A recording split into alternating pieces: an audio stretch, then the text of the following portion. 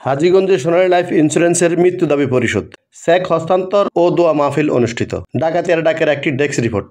চাঁদপুরের হাজীগঞ্জে সোনালী লাইফ ইন্স্যুরেন্সের গ্রাহকের দ্রুত মৃত্যু দাবি পরিশোধ করল কোম্পানিটি। এ উপলক্ষে শনিবার 16 আগস্ট দুপুরে হাজীগঞ্জ বাজারে সান্ত্বনা চাইনিজ রেস্টুরেন্ট অ্যান্ড পার্টি সেন্টারে দোয়া ও আলোচনা সভার আয়োজন করা হয়। অনুষ্ঠানে সভাপতিত্ব করেন হাজীগঞ্জ মেট্রো 449 বা হাজীগঞ্জ জোনাল অফিসের ইউনিট ম্যানেজার মোহাম্মদ আব্দুর রহমান। প্রধান অতিথি হিসেবে উপস্থিত ছিলেন হাজীগঞ্জ থানা officer in charge OC Mohammad Mohiuddin Faruk, প্রধান বক্তা senior branch manager Mohammad Akhtar Hossain Akash, বিশেষ অতিথি chief trainer Mohammad Sarwar Hossain, senior unit manager Mohammad Kamrul Hasan Sayem, unit manager Mohammad Shafiqul Islam. অনুষ্ঠানটি সঞ্চালনা করেন senior branch manager Mohammad Golam Sarwar. আলোচনা শেষে প্রয়াত ব্যবসায়ী ইমাম হোসেনের পরিবারের হাতে মৃত্যু দাবি বাবদ চেক হস্তান্তর করা হয়। এ সময় শিক্ষক, ব্যাংক কর্মকর্তা, ব্যবসায়ী নেতৃবৃন্দ ও বিভিন্ন পেশার মানুষ উপস্থিত থেকে মরহুমের আত্মার মাগফিরাত কামনা করে দোয়া ও মোনাজাত করা হয়।